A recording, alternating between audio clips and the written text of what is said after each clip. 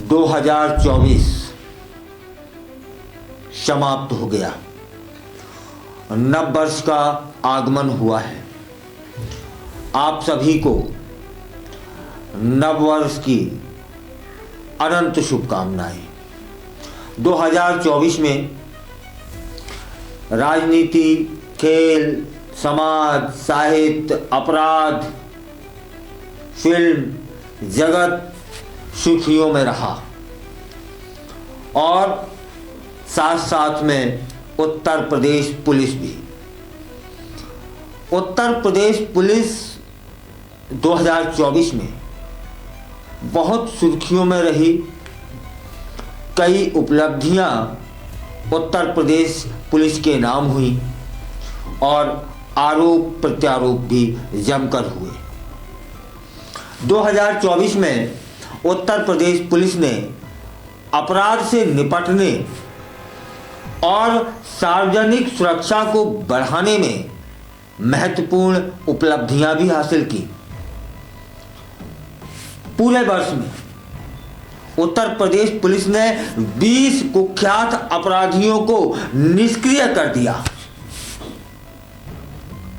जिनमें 3 खालिस्तानी आतंकवादी भी शामिल थे। यह है उपलब्धियां उत्तर प्रदेश पुलिस की 2024 के आखिरी दिन। यह यूपी पुलिस ऑपरेशनों में एक उल्लेखनीय उपलब्धि थी कि 3 खालिस्तानी आतंकवादी ढेर हुए थे। एक प्रमुख मुठभेड़ पीलीभीत जिले में हुई, जहां पुलिस ने 3 खालिस्तानी आतंकवादियों के साथ मुठभेड़ की। उस ऑपरेशन के दौरान 2 AK-47 राइफलें, 2 विदेशी पिस्तौलें और बड़ी मात्रा में गोला बारूद बरामद हुआ था। यह ऑपरेशन पूरी पुलिस की कानून और व्यवस्था बनाए रखने की प्रतिबद्धता को दर्शा रहा था। साल 2024 उत्तर प्रदेश पुलिस के लिए उपलब्धियों से भरा रहा। इस वर्ष यूपी पुलिस ने 3 खालिस्तानी आतंकियों समेत 20 कुख्यात बदमाशों को एनकाउंटर से मार गिराया। यह एनकाउंटर न केवल पुलिस की क्षमता को दर्शा रहे थे, बल्कि यह भी बता रहे थे कि वे आतंकवाद और संगठित अपराध के खिलाफ कितनी गंभीर है। उन एनकाउंटरों के बाद राज्य में सुरक्षा का माहौल और भी मजबूत हुआ। हालांकि इन एनकाउंटरों पर कुछ सियासी सवाल भी देखने को मिले, लेकिन कुल मिलाकर पुलिस का इकबाल बुलंद रहा। पीलीभीत में हुई वह बड़ी सफलता उल्लेखनीय है, सराहनीय है। यूपी पुलिस ने 3 खालिस्तानी आतंकवादियों को मुठभेड़ में ढेर किया था।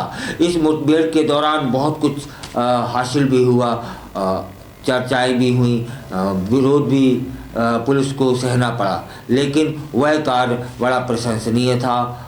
इसलिए यूपी पुलिस 2024 में सक्रिय रही और कई तमगे यूपी पुलिस के नाम हुए।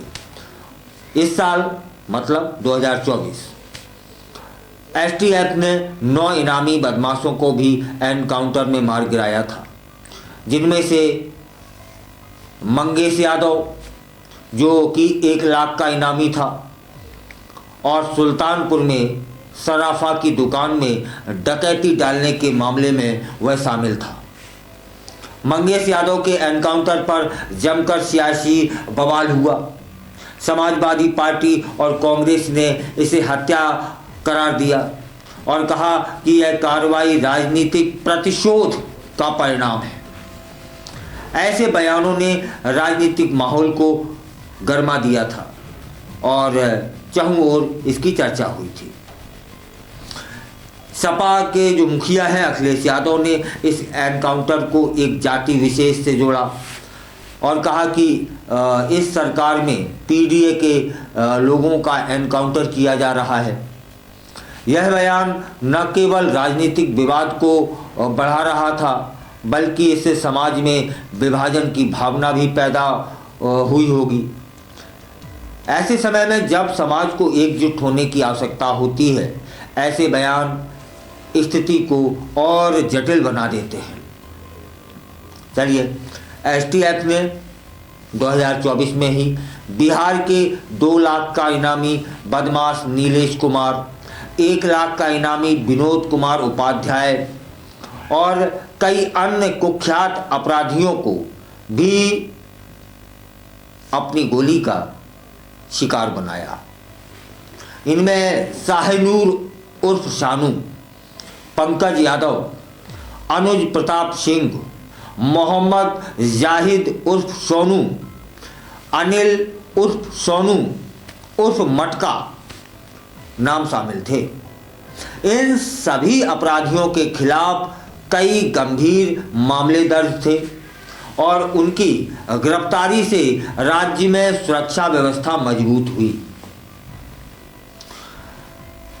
जनवरी से दिसंबर तक एसटीएफ ने कुल 769 अपराधियों को गिरफ्तार किया था। यह आंकड़ा 769 इस बात का प्रमाण है कि उत्तर प्रदेश पुलिस सक्रियता से अपराधियों के खिलाफ कार्रवाई करती रही और इन गिरफ्तारियों से यह स्पष्ट हो जाता है कि पुलिस किस तरह से संगठित अपराध पर काबू पाने के लिए पूरी साल उसने जद्दोजहद की, प्रयास किए और कई सफलताएं अर्जित की। इसके अलावा मार्च 2017 से अब तक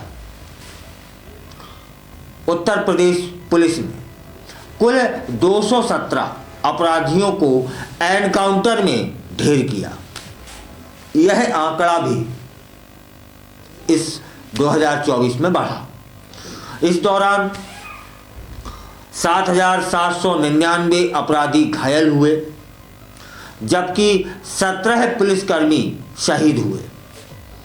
यह आंकड़े बता रहे हैं कि पुलिस की कार्रवाई कितनी जोखिम भरी होती है और उसके साहस का स्तर क्या रहा होगा। शहीद हुए पुलिसकर्मियों की शहादत हमें याद दिलाती है कि कानून व्यवस्था बनाए रखने के लिए कितनी मेहनत और बलिदान करना पड़ता है। मार्च 2017 से दिसंबर 2024 तक गैंगस्टर एक्ट के तहत 140 अरब 90 करोड़ रुपए की संपत्तियां जब्त की गई।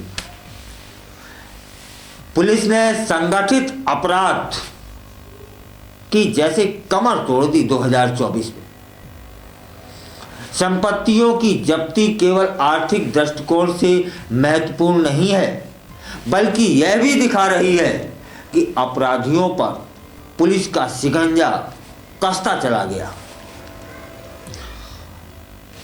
लखनऊ, गोरखपुर और बदायूं में 3 महिला पीएससी बटालियन बनाने की योजना अब बनाई जा रही है।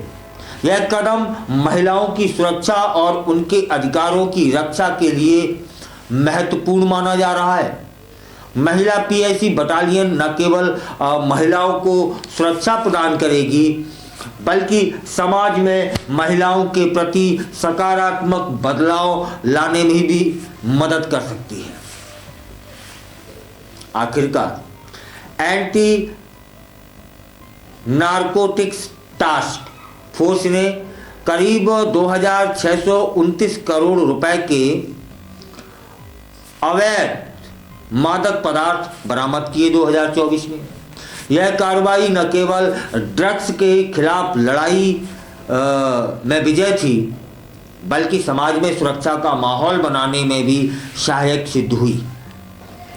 इसके साथ ही उत्तर प्रदेश पुलिस द्वारा किए गए ये सारे तमाम प्रयास दिखा रहे हैं कि वे अपने कर्तव्यों को निभाने के लिए पूरी साल मुस्तैद रहे, प्रतिबद्ध रहे।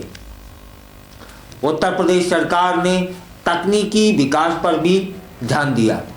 आधुनिक तकनीकों जैसे ड्रोन निगरानी, डेटा एनालिटिक्स का उपयोग करके पुलिस अब तेजी से घटनाओं पर प्रतिक्रिया दे रही है और अपराधियों की पहचान कर उनकी कमर तोड़ रही है।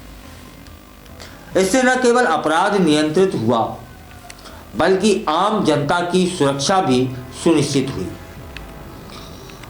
इस प्रकार साल 2024 उत्तर प्रदेश पुलिस ने कई महत्वपूर्ण उपलब्धियां हासिल की, जो कि राज्य की सुरक्षा और कानून व्यवस्था को मजबूत करने की दिशा में एक बड़ा कदम साबित हुई। ये थी उत्तर प्रदेश पुलिस की कुछ प्रमुख उपलब्धियां साल 2024 की। अब 2025 का हम सभी को स्वागत करना है, इस उम्मीद के साथ कि अपराध का ग्राफ कम होगा, लोग अपराधी प्रवृत्ति से दूर होंगे,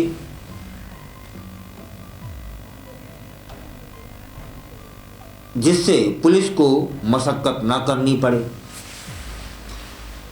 और हम अपने जीवन में शांति की तलाश में जुटेंगे, प्रभु के चरणों में अधिकतर समय बिताएंगे, उनका आशीर्वाद प्राप्त करने का प्रयास करेंगे, अपराध और अपराधियों से दूरियां बनाकर रखेंगे,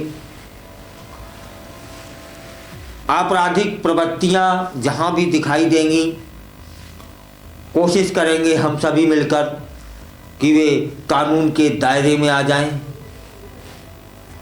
जिससे समाज में शांति स्थापित हो सके।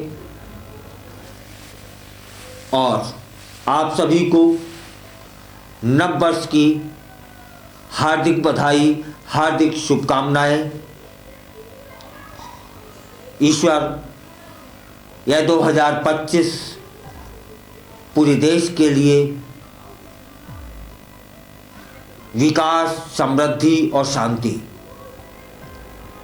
की ओर हम सभी को अग्रसर करे, देश हमारा उन्नति करे, अपराध पर लगाम लगाए, यही प्रभु से निवेदन कर सकते हैं। आप भी करिए।